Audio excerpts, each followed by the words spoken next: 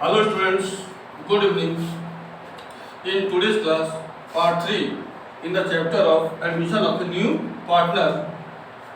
Dear students, in previous two classes, part 1 and part 2 in the chapter of admission of a new partner, we have discussed about calculation of new ratio and sacrificing ratio in part 1 and in part 2 accounting treatment for the goodwill in this particular chapter, that is admission of the new partner. And dear students, इस class में यानी part 3 में आपको accounting treatment for the revaluation of assets and liabilities ये आपको समझना है। And बच्चों, आज का जो टॉपिक है पार्ट 3 में ये आपका है accounting treatment for the revaluation of assets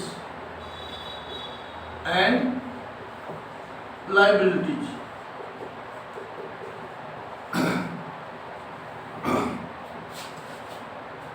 तो बच्चों, जब भी एसेट और लायबिलिटी का रीवैल्यूएशन होगा, रीवैल्यूएशन का मतलब होता है रीअसेसमेंट। एसेट और लायबिलिटी का रीवैल्यूएशन होगा तो बस केवल 4 कंडीशन हो सकते हैं मैक्सिमम। या तो एसेट का बैलेंस बढ़ जाएगा, या एसेट का बैलेंस घट जाएगा, या लायबिलिटी का बैलेंस बढ़ जाएगा, या लायबिलिटी का बैलेंस घट जाएगा। अब इसका अकाउंटिंग ट्रीटमेंट के लिए बस आपको पता क्या होना चाहिए, सबसे पहले एसेट्स जो होते हैं हमारे बिजनेस में, एसेट्स का बैलेंस डेबिट होता है, और जो भी लायबिलिटीज होती है, लायबिलिटी का बैलेंस क्रेडिट होता है। तो हमेशा याद रखिए, अगर आपको पता है कि एसेट का बैलेंस डेबिट होता है और हमारे बिजनेस का एसेट बढ़ रहा है, चाहे कोई भी कारण हो, चाहे कोई भी चैप्टर हो, चाहे कोई भी क्लास हो, अगर हमको एसेट बढ़ाना यानी हमारे बिजनेस के एसेट को बढ़ाना है तो एसेट अकाउंट डेबिट ही होगा, क्योंकि एसेट का बैलेंस डेबिट होता है। और एसेट को अगर घटाना है तो एसेट्स अकाउंट क्रेडिट होगा, चाहे कोई भी क्लास हो, चाहे कोई भी चैप्टर हो। इसी तरह से लायबिलिटी का बैलेंस होता है क्रेडिट। अगर लायबिलिटी को बढ़ाना है तो लायबिलिटीज को और क्रेडिट आप करेंगे, और लायबिलिटी को अगर घटाना है तो लायबिलिटी को आप डेबिट करेंगे। इस तरीके से जो यहाँ पर पहला केस बनता है आपका, for increase in assets, for increase in assets, यानी एसेट्स अगर बढ़ रहे हैं तो बच्चों, अगर एसेट बढ़ाना है आपको तो जैसा कि आपको बताया, assets account debit to revaluation account. एक बात और भी दिमाग में रखिए आप लोग कि रीवैल्यूएशन अकाउंट की जगह पर अगर पूछा जाए कोई दूसरा अकाउंट क्या आप यहाँ बोल सकते हैं या रख सकते हैं, तो बिल्कुल इसके जगह पर एक और भी अकाउंट आप इस्तेमाल कर सकते हैं, प्रॉफिट और लॉस एडजस्टमेंट अकाउंट। तो अगर एसेट बढ़ रहा है तो आपकी एंट्री हो जाएगी asset account debit to revaluation account. इसी तरह से अगर एसेट घट रहा है और डिक्रीज इन एसेट्स, अगर एसेट आपको घटाना है, क्योंकि एसेट का बैलेंस डेबिट होता है, एसेट घटाना है तो एसेट को क्या कर देंगे, क्रेडिट कर देंगे। यानी यहाँ एंट्री आपकी हो जाएगी revaluation account debit to assets. इसी तरह से अगर लायबिलिटी आपकी बढ़ रही है या लायबिलिटी घट रही है, आप देख सकते हैं कि लायबिलिटी बढ़ाना है और आपको पता है लायबिलिटी का बैलेंस होता है क्रेडिट, लायबिलिटी बढ़ाना है तो लायबिलिटी को और आप क्या कर देंगे, क्रेडिट करेंगे। तो एंट्री क्या हो जाएगा, revaluation account debit to assets. अगर एसेट घट रहा है तो, और अगर लायबिलिटी बढ़ रहा है तो आपकी एंट्री हो जाती है revaluation account debit to liabilities. हम यहाँ कंपाउंड एंट्री आपको करके बता रहे हैं। यानी डिक्रीज इन एसेट, एसेट का घटना, एंड इंक्रीज इन लायबिलिटी, और लायबिलिटी का बढ़ना। इसका एंट्री हो जाएगा revaluation account debit to asset to liability. इसी तरह से अगर एसेट बढ़ रहा है और लायबिलिटी घट रही है, एंड डिक्रीज इन लायबिलिटी, अगर लायबिलिटी को घटाना है तो लायबिलिटी का मतलब क्या होता है, डेट होता है। लायबिलिटी को घटाना है तो लायबिलिटी आपका क्या हो जाएगा, डेबिट हो जाएगा। यानी एसेट का बढ़ना और लायबिलिटी का घटना, ये दोनों सेम नेचर, एक नेचर के ये है ट्रांजैक्शंस, और एसेट का घटना या लायबिलिटी का बढ़ना, ये दोनों सेम नेचर के।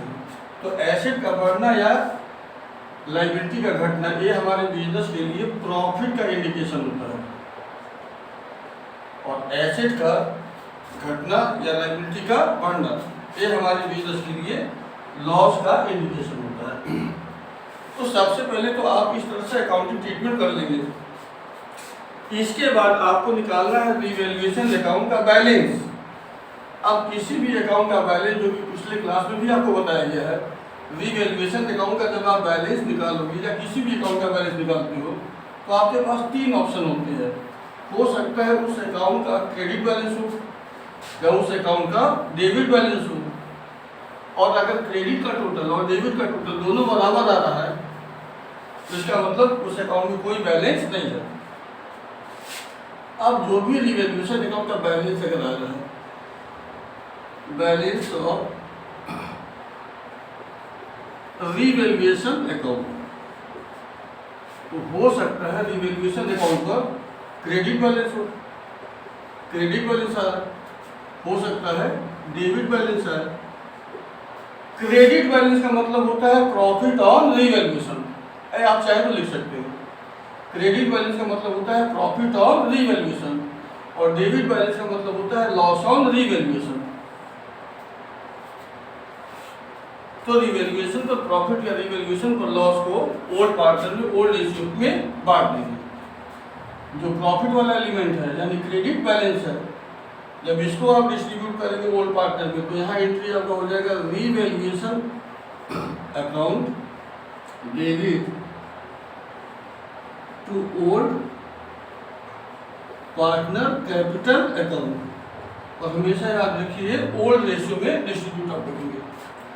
इसी तरह से रिवैल्यूएशन अकाउंट का अगर डेबिट बैलेंस है यानी रिवैल्यूएशन पर लॉस है, इसको ओल्ड पार्टनर में आप बांटेंगे, तो यहाँ एंट्री आपकी बन जाएगी old partner capital account debit to revaluation account. तो बच्चों ये आपका था, ये जो थर्ड लेक्चर है, इसमें एसेट और लायबिलिटी का जब रीअसेसमेंट होता है या रीवैल्यूएशन होता है, तब उसका अकाउंटिंग ट्रीटमेंट क्या होगा। अब इसके बाद जो नया टॉपिक है चैप्टर में, वो आपका accounting treatment for the balance of reserve और पीएल अकाउंट। इसको ऐसे भी डायरेक्ट बोल सकते हैं, accounting treatment for the distribution of balance of reserves और PL account. Accounting for the distribution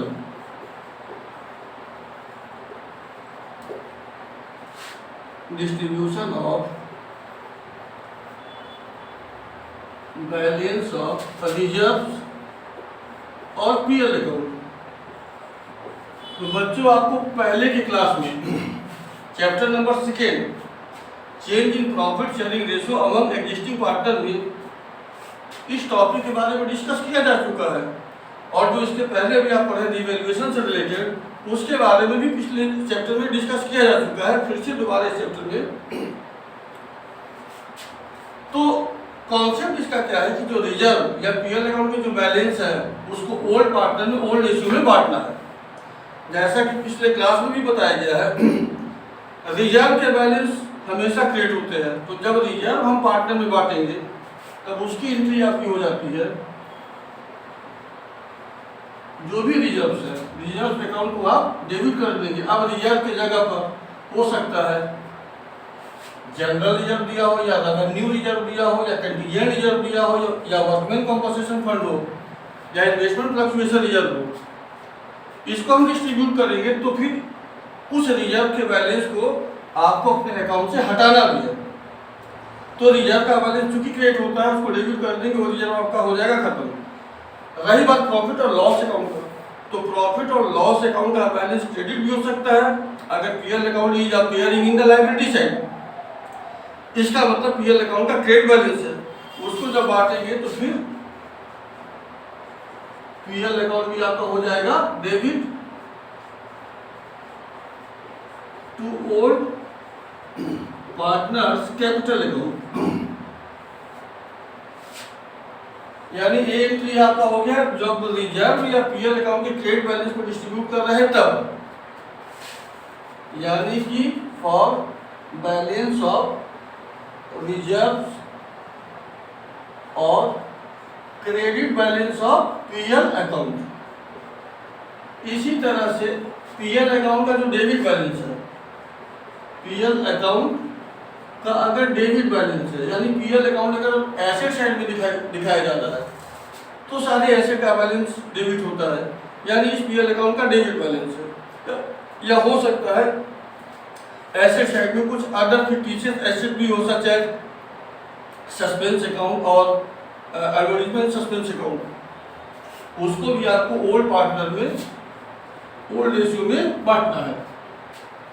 तो अगर debit balance of PL account का बांट रहे डिस्ट्रीब्यूट कर रहे हैं पार्टनर में, तब यहाँ आपकी एंट्री हो जाती है old partner capital account debit to profit और लॉस अकाउंट, या कोई अदर फिक्टिशियस एसेट है तो फिर वो भी टू फिक्टिशियस एसेट्स अकाउंट। ये आपका होता है ओल्ड रेशियो में। तो बच्चों ये आपका था पार्ट 3 जो आज का क्लास है, उसमें आप 2 टॉपिक पढ़े हैं, accounting treatment for the revaluation of assets and liabilities and accounting treatment for the distribution of balance of reserve और पीएल अकाउंट। और बच्चों एक बात तो दिमाग में बैठा के चलिए कि जो भी लेक्चर जो पिछले चैप्टर में बताया गया है, यानी change in profit sharing ratio among existing partners, उस चैप्टर में ये सारे टॉपिक आपको कवर किए गए हैं।